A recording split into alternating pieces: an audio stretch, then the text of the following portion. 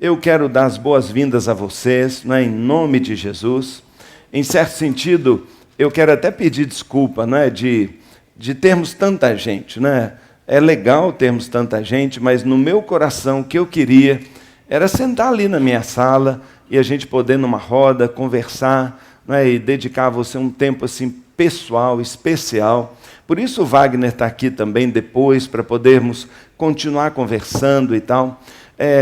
É muita alegria recebê-lo, com muita humildade que a gente abre esse DNA, que a gente está abrindo aqui as portas da nossa casa para vocês, para podermos compartilhar um pouquinho daquilo que graciosamente Deus tem feito conosco, Deus tem sido bom demais, graças a Deus. Na época difícil, no momento em que célula estava sendo muito questionado, célula estava sendo muito... todo mundo aí meio preocupado com isso, Deus nos falou tão claro ao coração, Deus nos deu uma direção tão clara, a gente estava orando, buscando a Deus, Senhor, que direção devemos conduzir a igreja? E Ele nos mostrou, saltou aos nossos olhos, daqueles pequenos grupos na casa. Nós começamos a questionar um pouco disso tudo que a gente tem vivido aqui, como igreja, A igreja é uma coisa tão legal, a igreja é tão bacana, a gente ama tanto a igreja. Eu me converti novinho, 12 anos de idade eu já estava nesta igreja aqui, entreguei minha vida ao Senhor aqui, e, sempre gostei muito da igreja, sempre fiz parte de uma igreja muito saudável, muito boa, mas uma sensação de que tinha algo diferente, de que alguma coisa estava impedindo a gente mesmo. Quando o Senhor me chamou para o pastorado, antes de sair fazendo qualquer coisa, nós oramos muitos meses. E sobrenaturalmente, Deus nos mostrou, falou, olha, o que está faltando é essa questão, essa dimensão menor dentro da igreja. Nós fizemos aquele ano da transição do Ministério Igreja em Células, que foi uma bênção para nós, e logo depois a gente tinha clareza do que fazer. E começamos, começamos em 2001 as nossas primeiras células, e desde então Deus tem nos abençoado tanto, tanto, tanto. E o DNA nada mais é do que com muita alegria, muita humildade, até com temor de dar aula para pastor. A gente aqui não é isso de jeito nenhum. O que nós queremos é compartilhar como amigos, de coração para coração, alguma coisa tão fácil, tão assim que desembaraçou tanto os nossos caminhos de crescimento, e Deus tem nos dado uma graça tão grande, Então eu espero, desejo mesmo, que ao longo desse dia, mais do que uma fórmula mágica ou uma moda ou alguma coisa, mas que você pense, reflita junto conosco, como irmãos, como uma só igreja, sobre o que a gente pode fazer, o que a gente deve fazer para que Deus possa liberar crescimento e, como nós já falamos antes aqui, que essa colheita extraordinária que já está acontecendo no Brasil possa continuar a acontecer cada vez mais, Então, graças a Deus por isso. Eu vou falar um pouquinho nesta manhã sobre visão, sobre talvez assim mais a parte da essência do que nós temos feito, E eu espero que você curta com a gente e que tenha liberdade. No final vou abrir para a gente fazer muita pergunta e conversarmos aqui, e temos um momento de pastor para pastor, e é essa a ideia. Tenho certeza que temos muito a aprender com você, que você tem muito a dar para nós, e o que nós queremos entrar é nessa cooperação. Então, que Deus te abençoe. Vamos orar mais uma vez e pedir a Deus que fale ao nosso coração, pedir ao Senhor que nos abençoe, Vamos orar a Deus, vamos pedir a Deus que fale conosco. Ó Senhor, muito obrigado pela vida de cada líder, cada pastor que está aqui nesta manhã. Senhor, o Senhor é testemunho do nosso coração. Com que amor, com que respeito, ó Deus, com que intenção, Senhor, nós abrimos este sábado para estarmos juntos e buscarmos o Senhor. E eu só peço uma coisa ao Senhor: diretamente do seu coração, fala ao nosso coração. Ó Deus, por favor, eu quero pedir, Deus, abençoa, Senhor. Eu quero pedir, Deus, mais do que apenas transmitir conhecimento, Pai, que o Senhor, ó Pai, em nome de Jesus, possa trazer sobre nós, Pai, ó Deus, direto do Senhor, unção, vida e poder, para conduzirmos nossas igrejas, não como a gente quer, não como a gente tem costume de fazer, não como sempre foi feito, mas como o Senhor quer que a gente faça. É o que eu oro e peço a direção e a cobertura do Espírito Santo e graça e poder sobre nós, em nome de Jesus. Amém. Sabe, nós, anos atrás, tivemos a coragem, não é, de fazer uma pergunta e começar a tentar responder seriamente essa pergunta. O que é a igreja? Como nós deveríamos liderar a igreja? De que maneira nós deveríamos conduzir isso que não é nosso? Não é? Esse povo que Jesus comprou de forma tão cara, com o seu sangue tão precioso, e reconhecendo, sim, mesmo que igrejas menores, simples, a beleza inerente da igreja, mas, por outro lado, sonhando com uma igreja mais viva, com uma igreja realmente que causasse impacto, e sonhando, não é, uma igreja numa outra dinâmica, nós começamos a perguntar, o que é a igreja? O que a gente faz? Tem base bíblica? A maneira como a gente tem vivido como igreja, isso é bíblico? É assim que Jesus faria? Então, vamos ver um vídeo que a gente trabalhou um pouquinho essa ideia, não é? Para a gente começar a pensar sobre o que é a igreja. O que é a igreja? A igreja é um prédio? A igreja é o pastor? Ou seus auxiliares? A igreja é a música?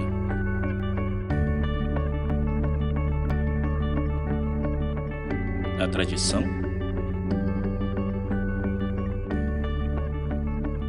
Ou os ministérios? Todas essas coisas são boas, mas elas não são a igreja. Tire elas e a igreja ainda existe. Por quê? Porque você ainda está aqui. A igreja é você. A igreja é você com um propósito de amar a Deus, de amar aos outros. A igreja é você com uma missão de ligar o que não está ligado a Cristo e juntos crescer em total devoção a Ele. A igreja é você com um plano de estar ligado a Deus, servindo, liderando uma célula na comunidade, usando seus dons e paixões e transmitindo a sua fé àqueles que não conhecem a Cristo. Quando você e eu vivemos dessa forma,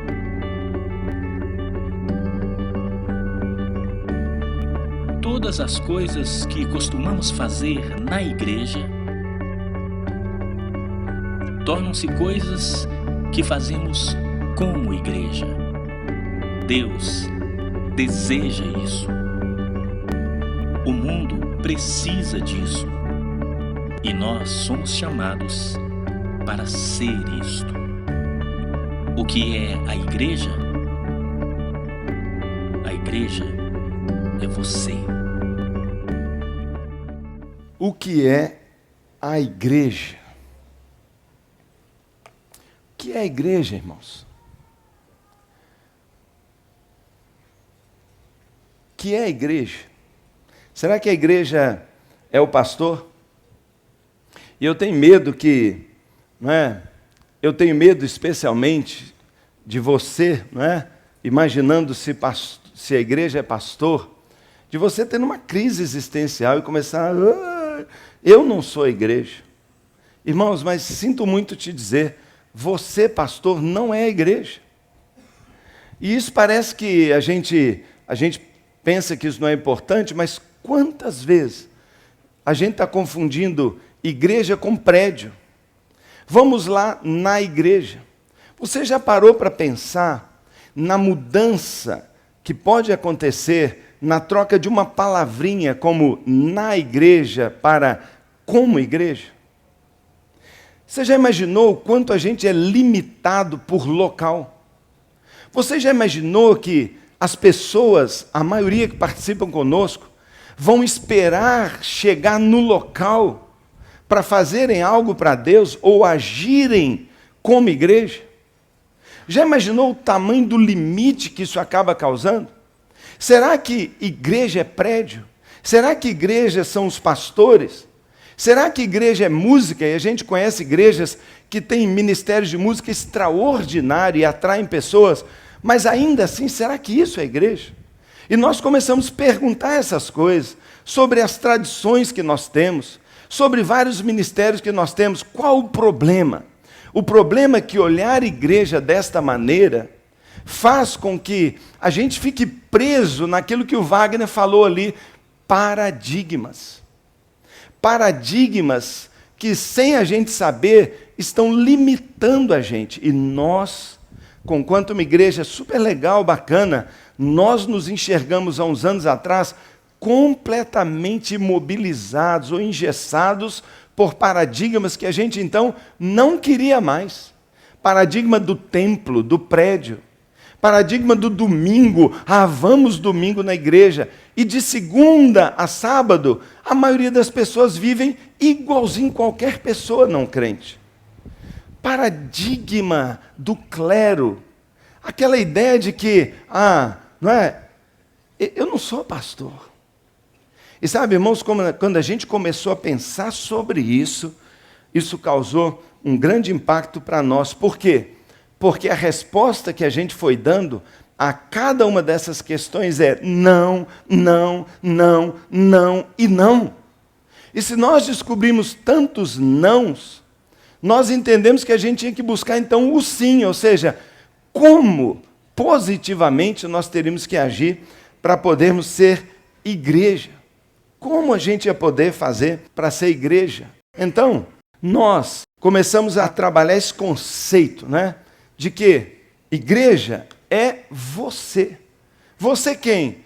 Qualquer pessoa que está dentro da igreja. A igreja é você, ou seja, igreja são as pessoas. E quando a gente começou a tirar o nosso foco de programa, de prédio, de pastor, de ministério, e a gente começou a olhar cada pessoa que estava conosco, olhar para ela e falar, será que essa pessoa se parece com a igreja? Ela vive como igreja? E ela é um santuário, uma igreja ambulante por aí, manifestando aonde está a glória de Deus, a realidade de Deus, o louvor de Deus, a verdade de Deus? Então a igreja é a pessoa e nós começamos a trabalhar com cada um. A igreja não é apenas o indivíduo, mas nós, enquanto coletividade, nós, para os quais Deus estabeleceu um propósito. E quando nós começamos a pensar sobre o que é a igreja, foi inevitável a gente pensar também, para que igreja? Se eu sou igreja, então, o que Deus espera de mim? Você já imaginou quantas pessoas dentro das igrejas estão cegas, simplesmente não compreendem aquilo que mais Deus deseja da vida delas? Já imaginou o juízo que vem sobre nós, pastores, se nós ensinamos para os nossos membros tanta coisa religiosa, mas esquecemos talvez de dizer o mais importante: um dia você chegará diante de Deus e vai ter que prestar conta do propósito que Ele estabeleceu para a sua existência. Meu irmão, se nós não prepararmos o nosso povo para viver igreja e ser a igreja, ou seja, a manifestação visível de Deus aqui na terra, como o pastor Bill Hybels diz, a única esperança do mundo, única esperança, se cada pessoa da igreja, na sua escola, no seu lar, na sua vizinhança, não se expressar ali como portador da mensagem, única esperança do mundo, nós líderes estaremos falhando no que é ensiná-los a viver como igreja. Sabe, nós somos a igreja, não nós pastores, mas todos nós. Criança é igreja, não será, é igreja. Família é igreja, jovens são igreja, homens são igreja, nós somos igreja. E para nós Deus estabeleceu um propósito, uma missão, e cada um de nós tem que ter um plano simples. Grava esta palavra, plano simples. Sabe, querido, quando começamos a pensar em célula, uma das coisas que nos motivou é que é um plano tão simples.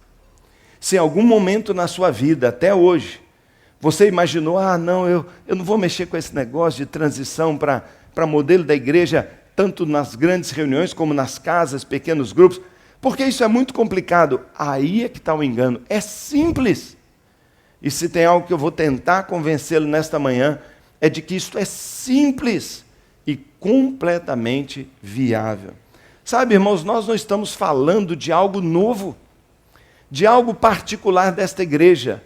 Se você prestar atenção, nós estamos vivendo hoje o que os estudiosos chamam de movimento de renovação eclesiológica. Querido irmão, se alguns anos atrás nós estivéssemos participando de uma reunião como essa, sabe que pergunta estaria pairando sobre nós aqui?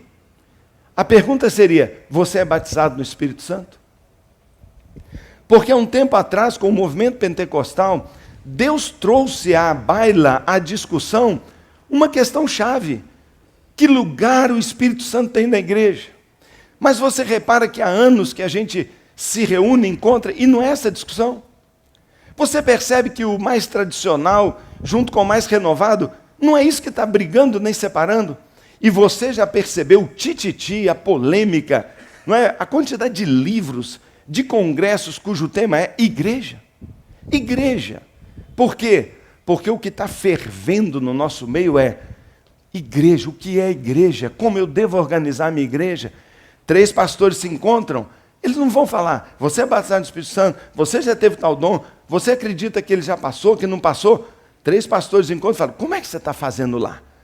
Como é que você está? Como é que é? Me dá uma dica. E aí? Em tese, esse encontro aqui é um encontro de uma discussão sobre como ser igreja no século 21, como ser igreja no momento da grande colheita, como ser igreja quando a maioria das pessoas nem querem mais saber de Deus, como ser igreja. Então, o movimento de renovação eclesiológica está acontecendo no mundo inteiro, em todos os continentes. Há alguma coisa acontecendo e Deus está soprando. E a gente percebe que Deus vai conduzindo todas as suas igrejas numa mesma direção. É incrível. Eu tenho viajado em tantos lugares e eu percebo, meu Deus, tem alguém coordenando isso. Tem alguém conduzindo nessa direção. É Deus, é o Espírito Santo. E, dentre várias características que a gente pode observar, ou que a gente destaca nisso que a gente chama de movimento, não é? De renovação, o primeiro deles, talvez tão conhecido, é o sacerdócio universal dos crentes. Meu querido irmão, não importa que modelo hoje você esteja adotando, não importa se você está trabalhando com igreja com propósito, não importa se você está trabalhando com rede ministerial, se você está enfatizando célula, e seja no modelo MDA, se seja nos 12, o que você quiser, não é? Mas uma coisa, um ponto é comum. Deus, através do Espírito Santo, está nos incomodando a que cada um de nós devolva o ministério para as mãos de quem ou a quem ele pertence, o povo. Durante séculos, o ministério tem estado na nossa mão. É nosso. O ministério é meu. Mas agora, Deus está nos dizendo: devolve para a igreja. Querido irmão, há anos, aliás, séculos, Lutero levantou essa bandeira. dizendo: os padres, os sacerdotes, não são proprietários exclusivos da verdade, ou do acesso a Deus, ou muito menos à palavra, ao ministério. Mas parece, irmãos, que tantos anos se passaram e nós ainda estamos patinando nessa questão. Sabe, esse é um ponto fundamental. Esse é um ponto fundamental.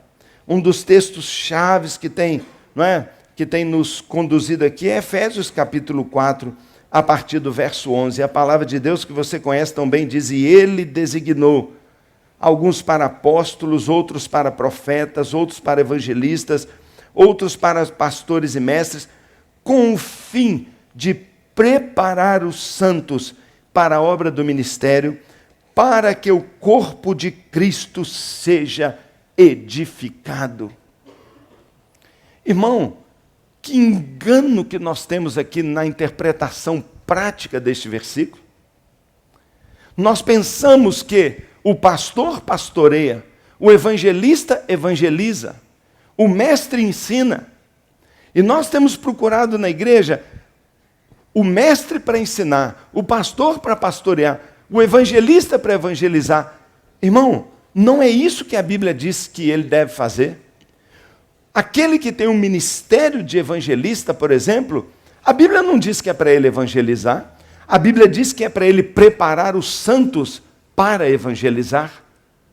Se alguém tem um ministério de evangelista, ele que é um evangelista com E maiúsculo, porque tem uma função, é um pastor, é um obreiro na igreja, mas ele tem a função de transformar os santos, os membros, em evangelistas também, talvez com um E minúsculo. Eu sou pastor, mas a minha função não é pastorear, a minha função é treinar o povo para ser também pastor. Pastor com P minúsculo, ou seja, eu cumpro a função de pastoreio através de treinamento de membros. Irmãos, nós precisamos levar a sério, porque Deus está levando muito a sério.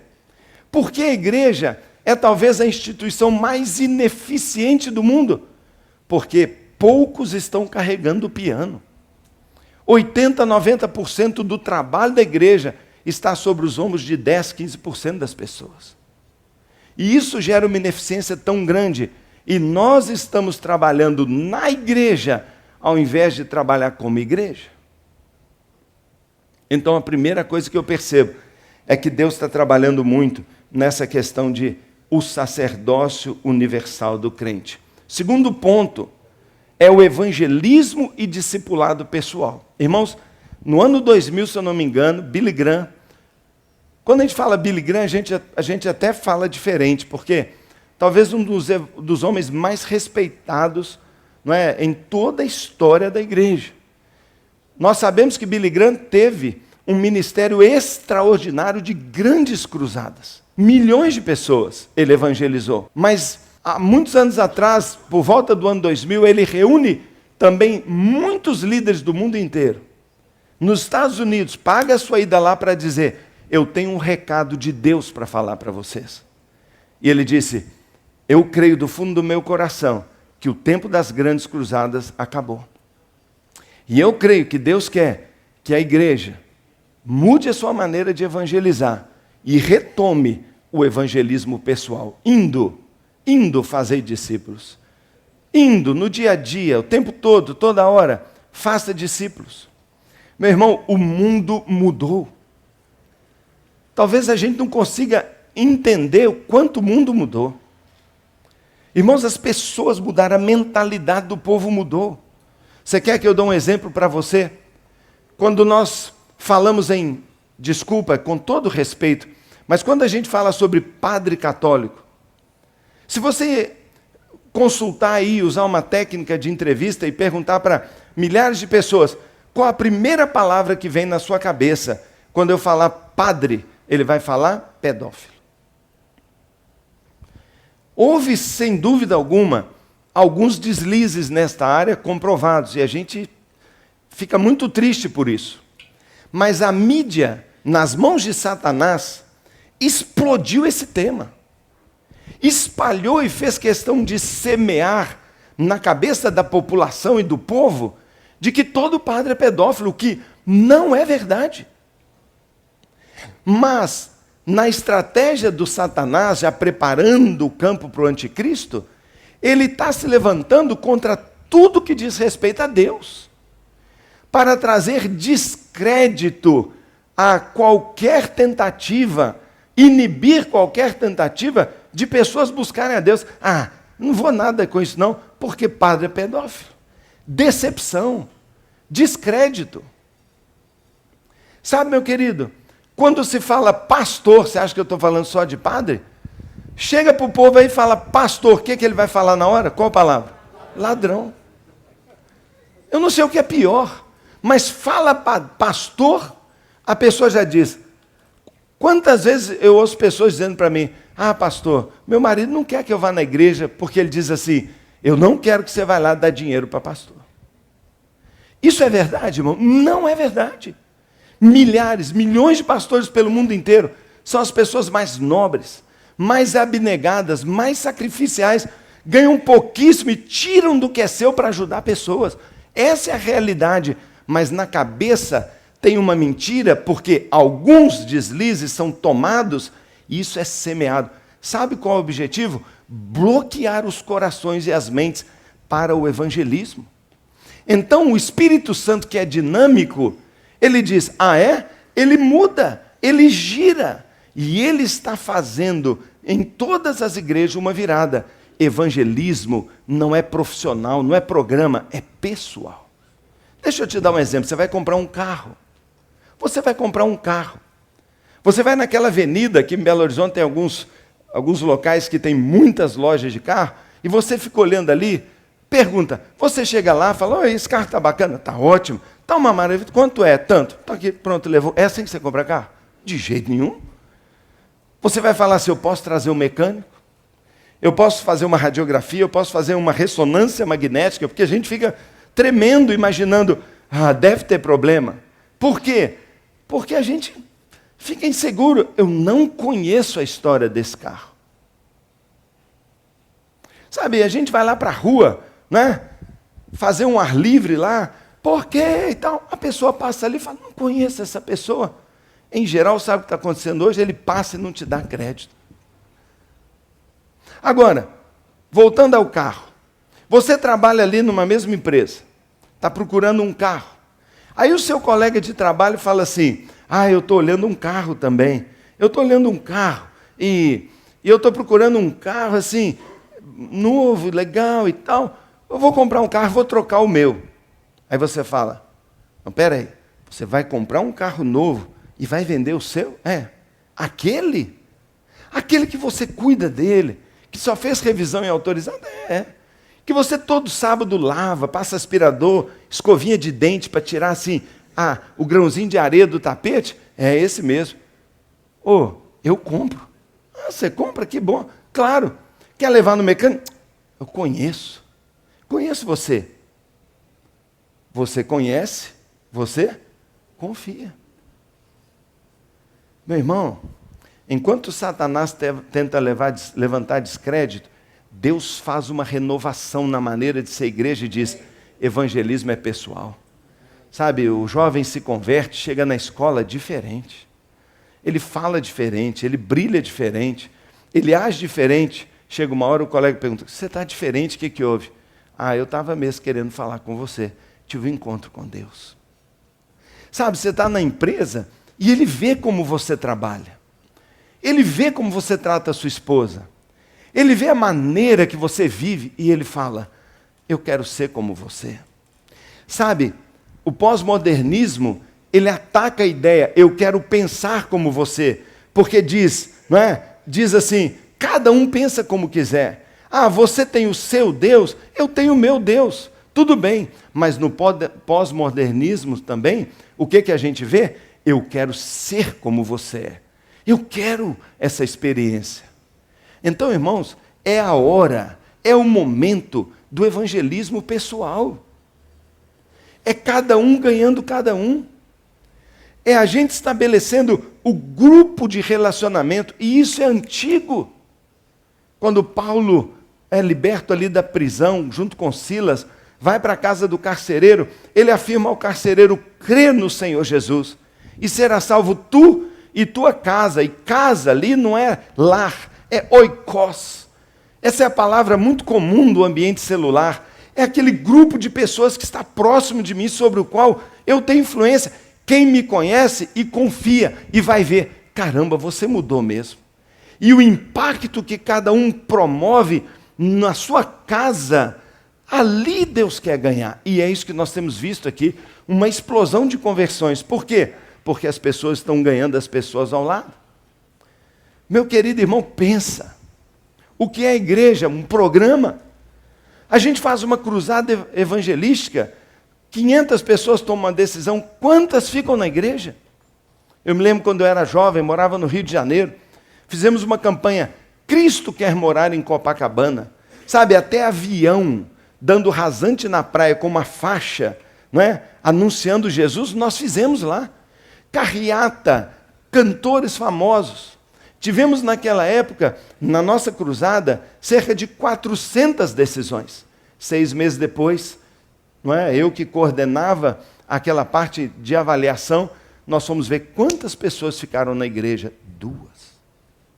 Nós gastamos uma fortuna, foram as 2 vidas mais caras que nós já ganhamos. Por que não ficaram na igreja? Porque elas foram ganhas por um processo frio e não pela identificação com uma pessoa. Jesus não foi isso que ele falou. Sabe, sua última palavra, e a última palavra de uma pessoa a gente deve prestar atenção. A sua última palavra foi: ide por todo mundo. Ele não disse faça cruzadas. Ele não disse faça programas. Ele disse: ide por todo mundo e faça discípulos. Cada um fazendo 1, 2 discípulos. Irmão, o evangelismo é pessoal. E porque eu ganhei, eu cuido.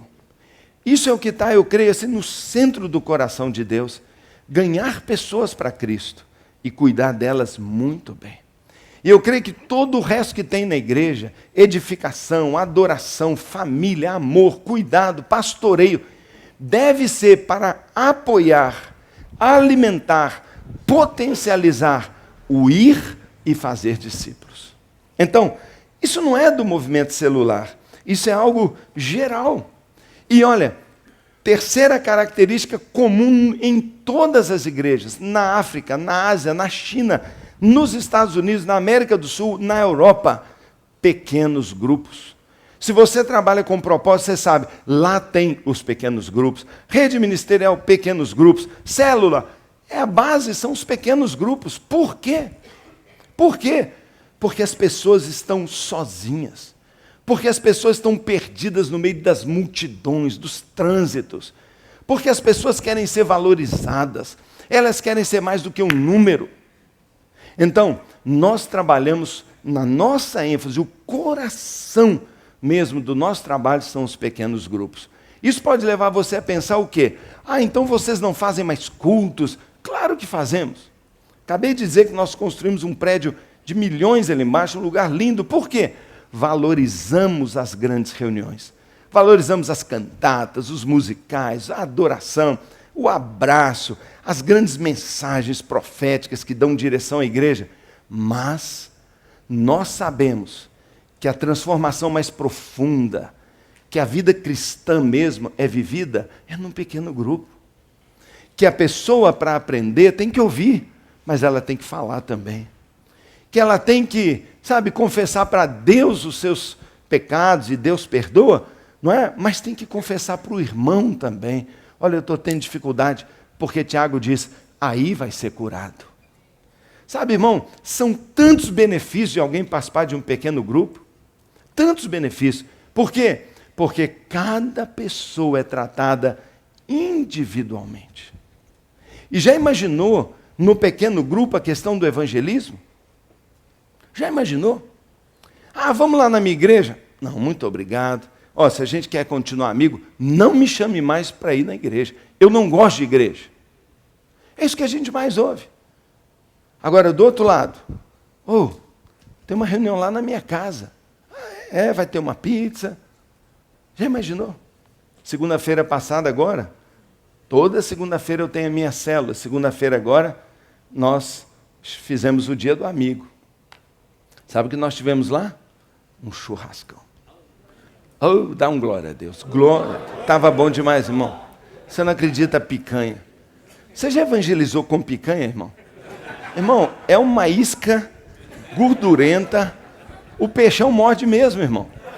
Agora, já imaginou aquele ambiente de abraço, todo mundo se apresentando? Sabe, um louvor gostoso ali, um testemunho, o que Cristo fez na minha vida. Sabe, uma palavra ali, João 3,16. E pessoas orando. Quantas pessoas oraram?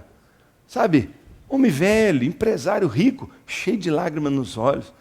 E logo depois a gente comendo feijão tropeiro, e carne, e filé, e banana assada, e conversando sobre a gostosura de estar numa célula. Segunda-feira agora, nós temos reunião. Sabe o que eu garanto para você? Que eles estarão lá de novo. Eles estarão de novo. Por quê? Porque nós primeiro vamos ganhá-los para nós, para Cristo, e vamos depois ganhá-los para a igreja. Então, sabe, Deus, percebendo as mudanças do mundo, está fazendo a igreja se renovar. Então, presta atenção. Mais um último aspecto, talvez o mais importante. Descentralização ministerial. Descentralização ministerial. Irmãos, nós temos uma herança negativa do passado, que é uma coisa horrorosa. Isso vem do catolicismo. Isso vem daquela coisa de beija a mão do padre. Já viu aquele negócio de igreja, que o pastor prega e vai lá para a porta, e prende todo mundo lá dentro. O povo quer sair, mas ele trava. Ele prende. Tem que apertar a mão dele. Aí eu pergunto, por que não beija de uma vez? Quer ser padre? Beija de uma vez e bota uma saia. Por quê? Já imaginou, irmão? Olha, se você faz isso, desculpa, eu não quero... Mas, ô bicho, tá fora de moda, é careta pra caramba, rapaz. Deixa eu dizer, talvez você não sabe, o seu povo detesta isso, irmão. Eles estão na fila lá, assim, esse pastor não abre a porta. Irmão, se tiver um incêndio, morre todo mundo queimado lá dentro, irmão. Porque não tem saída, o corpo de bombeiro vai te multar, pastor. Aquele negócio de apertar a mão, irmão, sabe o que isso comunica? Sabe o que isso comunica? O que esse cara está sentindo aqui, ó. Você está percebendo o que esse cara está sentindo? O que ele está sentindo? Fala para mim. Hã? Ele está se sentindo inferior. Olha ele se comparando. Sabe quem está naquele pedestal ali? Fala assim, eu. Pastor o quê, irmão? Eu. Wagner não falou que é você que tem que mudar? Irmão, nós gostamos demais de um pedestal. Nós botamos um terno espetacular enquanto está todo mundo de jeans. Nós temos uma vaga especial enquanto todo mundo tem que se virar para parar. Nós botamos uma placa de todo tamanho, ministério fulano de tal, e eu vou lá para o ministério fulano de tal, porque eu não tenho ministério. Eu gosto de um pedestal. Sabe, irmão, pedestal é até legal, eu também gosto. Só que o pedestal envenena a igreja com algo que a gente de fato não queria que eles vivessem. Inferioridade, sentimento de incapacidade. E mais, você fez teologia, mestrado, alguns fizeram até PhD. O cara fala assim, o pastor prega porque ele tem PhD. O pastor prega porque ele ficou 5 anos dentro de um seminário. Eu não posso servir a Deus, não. Eu tenho medo. Olha o coitadinho. Na cabeça da maioria dos crentes tem essa frase, ministério é exclusividade de pastores e obreiros profissionais. Eu não. Sabe, irmãos, quando nós começamos aqui na igreja a falar, você vai ser um líder de célula. Sabe o que todo mundo falou? Pastor, eu ajudo, mas liderar eu não quero, não. Você acha que é porque ele é um à toa, porque ele é um medroso? É porque ele disse assim, pastor, eu não tenho condições. E sabe uma das coisas que nós mais tivemos que trabalhar aqui dentro? Que nós mais tivemos que quebrar a ideia? É essa ideia. Você é capaz. Nós temos certeza que você é capaz. Irmãos, quando nós começamos a mostrar, encorajando, desafiando, uma revolução aconteceu. Uma revolução. O Wagner falou sobre colheita. Nós corremos o risco de perder a maior colheita da história, irmãos. A maior colheita da história. Irmão, será que você não está vendo que os campos estão brancos e nós vamos perder o trigo? Deixa eu falar para você um dado. Neste momento, um coordenador com alguns líderes de células estão ali na nossa sede campestre. Toda semana, nesse período, nós fazemos o que nós chamamos de encontro com Deus. O que é encontro com Deus? Um encontro evangelístico. Só vai não crente. O que nós chamamos de encontro com Deus é uma imersão na mensagem do Evangelho, onde nós convidamos os nossos amigos para irem para uma sede campestre lindona, um lugar muito bonito, para ouvir a palavra, a mensagem do Evangelho durante 2 dias no final de semana. Se tem gente que se converte com uma simples mensagem de 30 minutos, imagina 2 dias, sentando em pequenos grupos, ouvindo testemunhos, palestras, filmes, as melhores mensagens. Sabe, o povo volta crente mesmo. E a gente tem ganhado centenas e centenas de pessoas. Pois neste final de semana, esse grupo foi com 130 pessoas. Mas sabe quantos queriam ir? 170. Nós tivemos que deixar 40 para a semana que vem. E sabe o que mais? Paga-se para ir no encontro. Por favor, pensa. Tem brasileiro, primeiro, aceitando para ir no encontro. Já imaginou? Não, vamos lá no encontro que nós vamos te evangelizar. E ele fala, eu quero ir. Irmão, isso só está acontecendo no Brasil, irmão. Os campos estão brancos. E ele fala, quanto é tal? Toma aqui, eu pago. Paga, prega para mim que eu te pago. Irmão, pensa na loucura disso. Os campos estão brancos. Mas sabe o que está acontecendo? A maioria das igrejas, como o Wagner falou, são desse tamanho. Porque não sabem ganhar almas, ainda estão fazendo as cruzadinhas que ninguém fica. Ainda estão gastando dinheirão e ideia, estão fazendo programa. Mas Jesus falou, ide, fazei discípulos. Cuida deles num berçáriozinho próprio. A célula é o berçário, onde nós cuidamos dele, trocamos fralda. Não é? Pode fazer caca lá na fralda, que a gente limpa. Até que ele vai ficando, não é? Ele vai ficando um adulto. Coitado de quem traduziu caca, né? Nossa vida, o tradutor lá, desculpa por essa, né?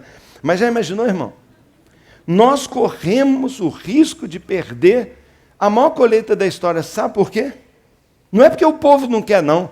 É porque nós, igreja, ainda estamos trabalhando no modelo do século passado, ineficiente, que não atrai as pessoas, e nós estamos perdendo gente. Nós estamos perdendo por falta de trabalhadores. Não, pastor, eu sou um trabalhador.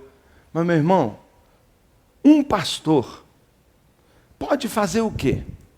Quanto um pastor pode colher? Ele tem que cuidar da família dele, ele tem que administrar a igreja, ele tem que preparar sermão. Quanto que um pastor pode fazer? Quantas coisas ele tem que fazer? Quantos pastores estão dizendo, eu não aguento mais ser pastor? 42% dos pastores brasileiros, segundo pesquisa feita aqui, não é? Disseram, se eu tivesse outra profissão, eu largava o pastorado.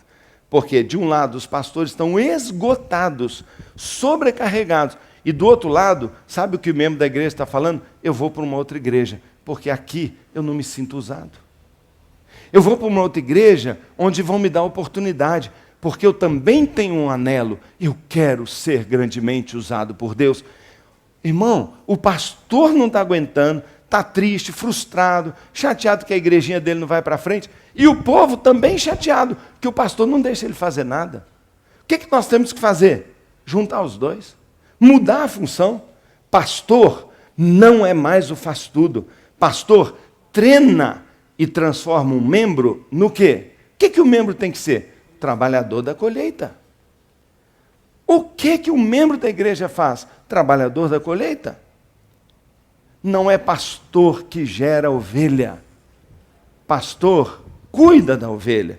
E a ovelha bem cuidada faz ovelhinha. Você já viu alguma vez alguém se dar bem em criação de ovelha? Se é o pastor que tem que pegar cada ovelha e dar mamadeira para ela? Tudo bem, ele pode até dar conta de quantas ovelhas? Umas 10? Para ele ter que dar leite, ficar esperando ela beber. Já imaginou? Como Deus fez rebanho? Ele proveu as mães com a mamadeira portátil. Onde ela está, ovelha se alimenta de quem? De pastor? Irmão, ovelha se alimenta da própria ovelha. É natural para quem gera filho produzir leite. Tem gente que fala assim, mas se eu for mãe, como eu vou alimentar meu filho? Deus já providenciou. Quando gera o filho, o leite aparece. Sabe por que muito crente não tem o que passar para o outro? Porque nunca gerou filho. Sabe, quando Deus nos usa para ganhar, Ele logo dá também para nós a capacidade de cuidar dele, irmão. E nós estamos roubando a alegria da maternidade, de dar filhos, porque nós estamos dizendo para a igreja, eu faço tudo, vocês dão um dízimo e me assistem. Os caras estão dizendo assim, pastor, tchau, vou procurar uma igreja que me use, porque eu quero ser mãe, eu quero dar filhos. Pensa, irmão, isso é tão sério que quebranta meu coração, não é? Nosso problema é falta de trabalhadores. Agora pensa aqui. Nós temos hoje no Brasil cerca de 20 a 25% de evangélicos no país. Normalmente 25%, mas tem uma turma aí que a gente não está muito animado com eles, não é? Vamos baixar para 20%. 20% significa o seguinte, de cada 5 brasileiros, 1 é crente. 1 é crente. Quer dizer que se um brasileiro for treinado, preparado, em liderança, em evangelismo pessoal, o pastor caprichar com ele, e se cada crente do Brasil ganhar 1, 2, 3, 4 pessoas, quanto tempo para ganhar 4 pessoas? Vamos dar uma ideia aqui, 5 anos, vamos dizer 4 anos. Você acha que é impossível um crente cheio do Espírito, capacitado, que o pastor está liderando, ganhar uma alma para Jesus por ano? Irmão, 2013, 14, 15, 16. Em 2016, Olimpíada no Rio de Janeiro. O mundo chega aqui, 200 milhões de brasileiros vão dizer, bem-vindo em nome do Senhor Jesus. Já imaginaram, irmão? Já imaginaram, irmão? Já imaginaram o potencial? Meu irmão, está tão perto, está tão fácil, mas sabe de quem é a culpa da gente não alcançar isso? Dos pastores. Porque o pastor está dizendo assim, eu não quero mudar, eu quero continuar fazendo como eu sempre fiz, eu faço tudo. Meu irmão, eu já cansei de ir em igrejas, fazer cruzada, pregar, fazer conferência celular, e no final o pastor fala assim, mas aí eu vou ter que mudar. Você escolhe, irmão. Sabe, nós éramos uma igrejinha ali pequenininha, mas Deus fez uma mudança tão grande na nossa vida. Tão grande na nossa vida. Sabe, não é porque as igrejas têm células que elas fazem a colheita. Presta atenção no que eu estou te dizendo. Não é porque as igrejas têm células que elas fazem a colheita. É porque tem trabalhadores para a colheita. Igrejas que não têm nenhum plano para formar líderes, já estão planejando sim. Estão planejando por omissão perder a colheita. Você sabe que pecado de omissão é pecado também. Muita gente peca porque faz o que Deus não quer que a gente faça. Mas muita gente, e isso a gente chama de pecado, adulterar, roubar, Deus não quer que a gente faça. Não adultereis, não roubeis, mas a Bíblia fala, ide, faça discípulo. Não fazer isso, a gente não diz que é pecado. Mas a Bíblia diz, aquele que sabe que deve fazer o bem e não faz, nisso ele peca. Meu irmão, está tudo errado nesse negócio de ser igreja. Nós estamos apenas evitando que o nosso povo não faça nada errado. Mas nós não estamos ministrando neles a capacidade e a coragem para fazer também o que é certo. E aí nós ficamos bonitinhos, trancados dentro das nossas igrejas, como se fosse um aquáriozinho de crente. Por isso Deus está dizendo, derruba as paredes. Sabe onde estão as maiores paredes, irmãos? Dentro da gente. Meu irmão querido, de pastor para pastor, a maior dificuldade que você vai ter para começar um sistema celular e treinar líderes e preparar trabalhadores para a colheita, não são os seus diáconos, não é a denominação que você faz parte, não é que o sistema é complicado porque é facílimo, não é preparar o curso de líderes. Sabe qual é a maior dificuldade que você vai ter? Você mesmo. Porque você gosta do pedestal. Porque a ideia de que você é o pastor entranhou em você. Porque você está acostumado a fazer. Sabe o que eu te aconselho a fazer saindo daqui, irmão? Vai para um quarto, fecha a porta e chora. Quebranta seu coração. Fala: Deus, por favor, Deus, que eu não seja um impedimento. A maioria das igrejas está tampada para o crescimento por um pastor que tem medo. Medo das coisas novas. Pedro fala: Senhor, se é tu, Senhor, faz com que eu ande sobre as águas. E o Senhor fala: vem. Vem. Só um foi, todos podiam ter ido, mas os outros falaram: aqui pelo menos não afunda, lá também não afunda. E se afundar, é apenas para eu aprender. E para eu depois, ao invés de estar só sobre as águas, estar sobre as águas e ainda abraçado com Jesus. Porque foi assim que Pedro... Alguns falam: mas ele afundou. O afundar foi apenas o processo de aprender a estar de braço. Porque como é que você acha que Jesus o levou para o barco? Jesus falou: vem, Pedro, vamos andando. E eles voltaram juntos, intimidade. Caminhar com Deus é tudo que eu quero. Meu irmão, por favor, por favor. Agora, nesta frase, que não é nossa, mas foi cunhada pelo Joel Kominski, tudo que você lê do Joel Kominski, pode ler porque é excelente.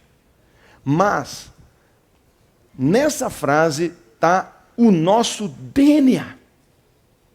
Você veio aqui para falar: eu vou lá ver o que é central. Então, deixa eu falar para você qual é o ponto. Nós chegamos no ponto. E o ponto é treinar líderes. O ponto é: mude a sua visão do seu pastorado. Sim, gaste tempo preparando a mensagem. Sim, gaste tempo organizando os programas, a sua igreja. Não para, não. Mas pega o tempo nobre, o filé mignon do seu tempo e treine pessoas. Faça isso que eu estou fazendo aqui. Converse com eles sobre igreja. Tenha coragem de perguntar: o que está precisando mudar aqui? E sabe, se quiser, pega o nosso material que você vai receber, abre uma escola de líderes. Uma vez por semana foi o que eu fiz, 3 meses. 3 meses eu abri uma turma com 45 pessoas.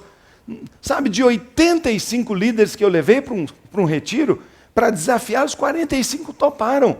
Eu não fiquei reparando nos que não quiseram ir. Eu olhei para os que quiseram. E nós começamos a fazer uma escola.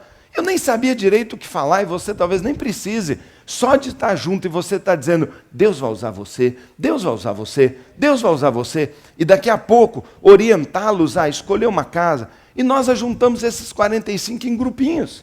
E abrimos as primeiras 15 células. Deus fez algo tão lindo, tão grande. Então, meu irmão, pensa nisso agora. Qual é o fator que vai gerar o máximo impacto numa igreja? É o modelo ministerial? Não. Eu conheço igrejas com propósitos espetaculares e com propósitos horríveis. Então, o modelo não foi o modelo que determinou.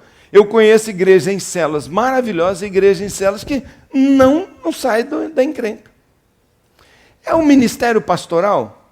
Bem, faz muita diferença. Aqui em Belo Horizonte, quem é daqui sabe, nós temos uns gigantes aí que é brincadeira. Um Márcio Valadão, meu irmão, ele enche uma igreja sozinho. Já viu aquele homem? Um Jorge Linhares, já viu um pastor daquele? É só ele começar a pregar, o que acontece? Todo mundo vem. Mas eu sou um Jorge Linhares? Eu sou um Márcio Valadão? Não sou. Eu sou quase que um retardado espiritual. E eu achava que eu nunca seria um grande pastor. Porque naquela figura ali, eu não me via o de cima. Sabe quem eu era? Aquele aqui, ó. Toda palavra que Deus me deu para o meu chamado é ser forte e corajoso. Ser forte e corajoso. Hoje, quando o anjo vai falar, Deus vai me dar uma palavra, eu já sei. Fala para o covardão, fala. Aí vem a palavra, ser forte e corajoso. Eu já sabia. Lá no céu, os anjos devem conhecer aquele. Mas, irmão, nós estamos ou não estamos fazendo impacto? Estamos. Por quê? Porque um dia Deus falou comigo, você não precisa ser maravilhoso. Você não precisa ser sensacional. A igreja é que tem que ser. Os líderes é que tem que ser. Então, ao invés de eu ficar lutando para eu ser bom, eu falei, eu vou fazer minha igreja ser boa. E ao invés de eu não aceitar que eu sou uma pessoa comum, eu falei, e se eu virar 1000?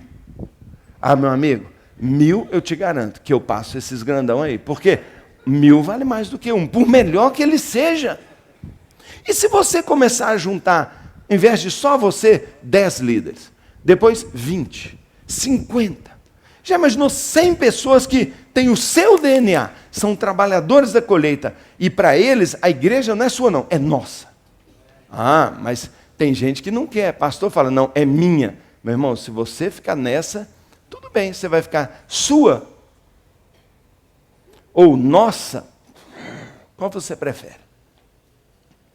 Então, qual é o máximo impacto?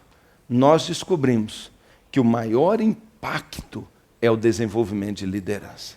Então, o que eu estou dizendo para isso? Você quer mudar a sua igreja? Você quer causar que a sua igreja seja uma causadora de impacto nacional, regional, local, mas um impacto? Irmão, seu foco tem que ser, eu vou desenvolver líderes. Eu vou ter um plano para pegar um membro aqui e falar, cara, você vai ser um líder. Eu não quero não. Encorajamento. Pastor, eu já quero. Então vamos. Pá. E daqui a pouco, ajude, supervisione, acompanhe. E ele vai ficar encantado. Sabe, queridos, essa figura tá meio atrasada. E olha, desculpa, né? Eu detesto essa parte aqui. Mas fica parecendo que a gente está aí, né, se mostrando. Não, mas é porque eu sei que pastor é sensível a isso, então nós temos a ousadia até, mas pedindo desculpa, para te falar sobre isso. Mas veja, por favor, a história da nossa igreja, não é? Veja a história da nossa igreja, não é? Se você, mais ou menos, não é? Essa subida ficou um pouquinho antes ali, porque a gente começou a célula, foi fazer a transição em 99, não é? Foi quando eu larguei meu trabalho e vim ser pastor. 2000 treinando líderes o ano inteiro. 2001 abrimos as primeiras células. Mas se você pegar aqui, você vê que tem uma montanhazinha ali que deu uma subidinha? Nós chegamos ali a ter 500 membros aqui na igreja. Mas está vendo que depois nós caímos de novo? Por quê? Porque cresce, mas não mantém. Daqui a pouco divide, daqui a pouco alguém já fica de novo insatisfeito, porque não mudou nada.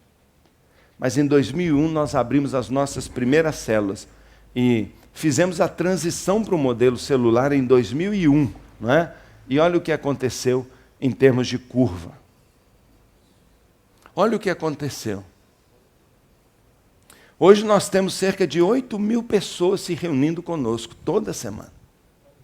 Nós temos mais de 6.500 pessoas frequentando as nossas células toda semana, sendo ministradas, sendo discipuladas, não é? Já imaginou uma coisa dessa? Então percebe, o que é a igreja? É cada pessoa se enxergando igreja, cada pessoa se vendo um missionário com uma missão, e cada pessoa sabendo, o que é para eu fazer? Uma coisa simples, participa de uma célula, seja treinado em liderança e abra uma célula.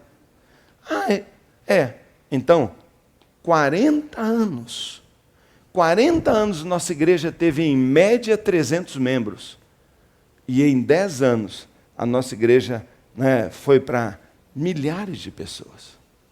Então você percebe que nós saímos de um zigue-zague de 40 anos ali, alto e baixo, mas mais ou menos mantendo, e nós ficaríamos assim até Cristo voltar. Mas um dia Deus nos falou essas coisas que eu estou falando. Nós começamos a fazer uma coisa, treinar líderes. Pregamos. Sabe o que nós pregamos aqui na igreja? Sempre, sacerdócio de todos os crentes, evangelismo pessoal. Nós falamos disso todo dia aqui nessa igreja. E as pessoas vão se empolgando. Nós começamos a falar sobre, você é um ministro. Sua casa pode ser uma igreja. Então, aqui não é a igreja, todo lugar é a igreja. Debaixo de uma árvore é uma igreja, uma praça é uma igreja. Onde a gente está junto e onde a gente está é uma igreja. Você sabe disso, meu irmão. Você já conhece isso, não é? Então, olha aqui que coisa importante. Então, hoje, hoje nós somos 900 células aqui, nesta sede aqui. Temos outras igrejas em células nossas, não é? Mas aqui nós temos 900. Nós somos mais de 6.500 em células já hoje. Nós temos nessas 900 células, não é? Chegando a 1.800 líderes, porque eu tenho em toda a célula o líder, e nós temos aquele que está sendo preparado para ser o líder, porque, em tese, todo ano a gente quer que a célula se divida em duas ou se multiplique. Nós temos 130, mais até GDs. O que é GD? É o grupo de discipulado. Por quê? Porque cada líder tem que ser cuidado também. Então nós pegamos de um grupinho de 5, 6 líderes, um melhor, mais experiente, e colocamos ele cuidando dos outros. E eles vão em equipe, eles vão fazendo planos, eles vão trabalhando em grupos de discipulado. E nós temos isso, não é? E continuamos a crescer. Nós temos uma escola hoje, que é o CCM, que é a nossa escola. Daqui a pouco a pastora Ana vai falar sobre como nós treinamos, porque o DNA o segredo não é célula. Célula abre, fecha, tem célula que fica 2 anos, depois, mas um membro, se eu tiro um membro aqui, treino, invisto, e ele se enxerga um líder, nunca mais ele vai voltar para um banco para ficar de braço cruzado. Ele sempre vai dizer, eu sou um líder, eu tenho um pastorado, eu sou um pastor de P minúsculo, eu quero frutificar. E sabe, irmãos, nós abrimos e fechamos células, mas os líderes permanecem. O máximo impacto é obtido quando nós geramos líderes. No nosso CCM, nós devemos ter hoje cerca de 1.600 a 1.700 alunos estudando. Sabe que esses alunos já vão formar e vão abrir novas células? Sabe disso? E sabe que cada pessoa que se batiza, nós já dizemos para ele, pois nós vamos te preparar e você será um líder. Eu terei uma célula na minha casa, você terá. E sabe, irmãos, percebe aquela curva? Nós entramos numa exponencial. Sabe o que significa exponencial? É que cada vez mais, não é? Em pequenos espaços de tempo, nós crescemos e nós já não estamos acompanhando isso. Hoje nós estamos plantando igrejas em outras partes da cidade e queremos ter muitas igrejas, porque nós queremos ganhar Belo Horizonte inteirinha para Jesus. Nós trabalhamos com metas aqui. Metas, tem gente que não gosta de meta, eu entendo. E a gente aqui tinha meio esse conflito. Então, sabe qual é a nossa meta para esse ano agora? Sabe qual é a meta dessa igreja? Vamos ver se você descobre aí. Qual é a nossa meta? 2.000 convertidos? 3.000? Crescer 100%, 50%? Sabe a nossa meta qual é? Muitos já sabem. Nossa meta é uma alma para Jesus. Porque uma alma vale mais que o mundo inteiro. Então nós dizemos para todo mundo, a nossa meta é uma pessoa. Agora, cada um ganha um. A nossa meta é que cada um ganhe um. Já imaginou se 8.000 pessoas ganharem ao longo deste ano, que começou agora em junho para nós, julho começa o nosso ano, já imaginou se cada um ganhar mais um? E cuidar dele? Nós vamos para 16.000 no ano que vem. E se no próximo ano cada um ganhar um, nós vamos para 32.000. Se na sua igreja, com 300 membros, 200 membros, cada um ganhar um por ano, para quanto vai a sua igreja? Para quanto vai? O dobro. Meu irmão, como é fácil liderar a igreja para ganhar um, porque o pessoal fala, pastor, só um no ano todo? É só um. Se você ganhar um, irmão, você é o super crente. Deixa comigo, pastor. E a gente incentiva, e a gente abre espaço, e sabe, o povo ganha mesmo. E essa é a nossa missão. Deus tem nos chamado para isso, não é? Para nós ganharmos pessoas para Jesus. O que é uma igreja em células, irmãos? O que é uma igreja em células? O que é o DNA? O que é a Igreja Batista Central? Igreja em células não é mais um ministério, não. Cuidado, irmão. Você pode cometer o erro que a maioria que não está dando certo em célula e se frustrou e diz assim, esse negócio não funciona. A maioria comete um erro. Não, eu quero célula assim. E é um ministério. E tem gente que fala assim, não, pastor, olha, eu apoio célula é bacana mesmo, pastor, mas eu já sou do Ministério da Família. Como é que eu vou ser de 2? Pastor, eu canto na banda. Então eu já sou da banda, como é que eu vou ser da célula? Irmão, ser uma igreja em células não é ser uma igreja com células. Ser uma igreja em células, que é o que funciona, não é ser uma igreja com células, que em geral não funciona e queima um mover de Deus. Uma igreja em células, célula não é o ministério, é o coração da igreja. É o estilo de vida.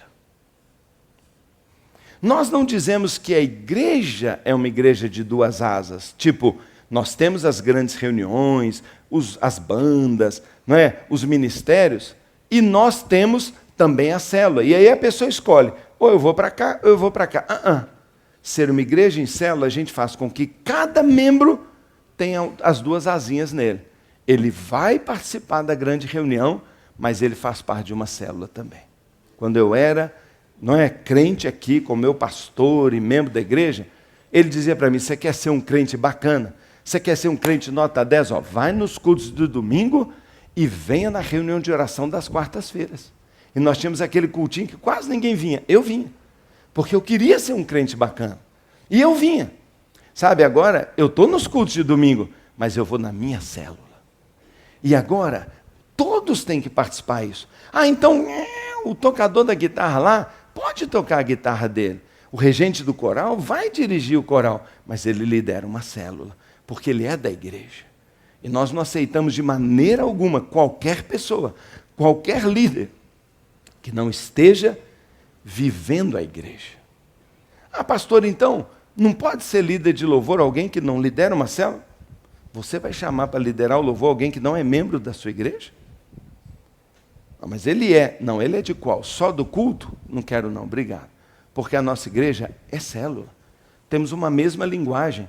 E esse foco, irmãos, gera força, unidade e, por isso, crescimento. Não é? A célula é muito maior que uma reunião. Muito maior. Se a célula só existe no dia da reunião, então não é uma célula, irmão. É apenas um culto no lar. Então, o que é mesmo a célula? Não é? O que é a célula? Primeira característica de uma célula, ou de uma igreja em célula, é ser uma comunidade. Não é existir só como reunião. Isso é muito importante. Para eu terminar, as pessoas não vão apenas para uma reunião que é um mini cultinho. Elas têm um grupo que elas pertencem, com as quais elas têm relacionamento umas com as outras e juntas estão buscando a Deus.